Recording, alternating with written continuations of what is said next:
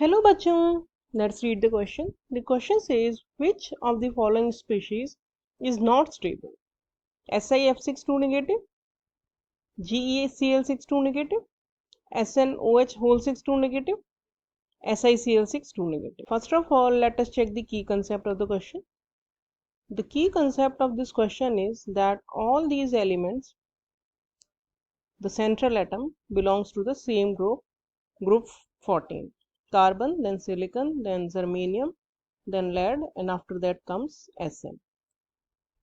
तो इसमें जो कार्बन है सिर्फ इसके पास डी ब्लॉक नहीं होता क्योंकि इसका इलेक्ट्रॉनिक कॉन्फ़िगरेशन होता है 1s2 2s2 2p2, तो इसके पास कोई डी ब्लॉक नहीं है, इसीलिए ये मोर देन 4 कोवेलेंसी नहीं दी। लेकिन ये जो बाकी के हैं ये सब ऑक्टाहेड्रल कॉम्प्लेक्स बना सकते हैं, जैसे कि एग्जांपल में दिए हैं SiF6 2 नेगेटिव, इसके लिए दिया है SiCl6 2 नेगेटिव भी दिया है, तो ये सब ऑक्टाहेड्रल हो गए। ऐसे ही जर्मेनियम के लिए GeCl6 2 नेगेटिव दिया है और Sn के लिए SnOH होल 6 दिया है। तो अब हम इसका सॉल्यूशन देखें अगर, तो जैसा कि हमने की कंसेप्ट में देखा कि सभी ऑक्टाहेड्रल कॉम्प्लेक्स तो इजीली बना सकते हैं क्योंकि डी ब्लॉक इन सभी के पास अवेलेबल होते हैं। तो अब जो अनदर फैक्टर है वो होगा स्टेरिक हिंड्रेंस।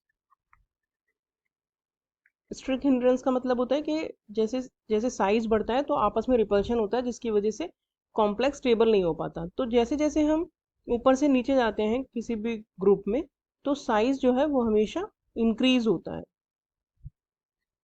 तो इसका मतलब ये है कि इन सब में SI का साइज सबसे छोटा है अगर हम कंपेयर करें और SN का साइज सबसे लार्ज है इन चारों में।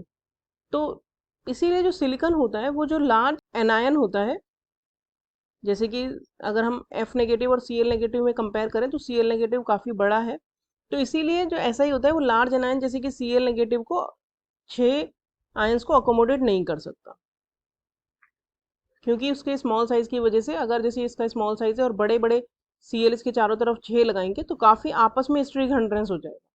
तो इसीलिए जो SiCl6 2 नेगेटिव होता है वो स्टेबल नहीं होता, जबकि SiF6 2 नेगेटिव स्टेबल होता है क्योंकि फ्लोराइड आयन जो होता है उसका साइज स्मॉल होता है, तो इसलिए उसको छोटा SI छोटे F आयन को इजीली अकोमोडेट कर पाता है। लेकिन क्योंकि GE और SN काफ़ी बड़े हैं तो they can accommodate the bigger anions. So the unstable or not stable species among the given is SiCl6 2 negative, that is option 4 is the correct option. Hope you understood the solution well. Thank you.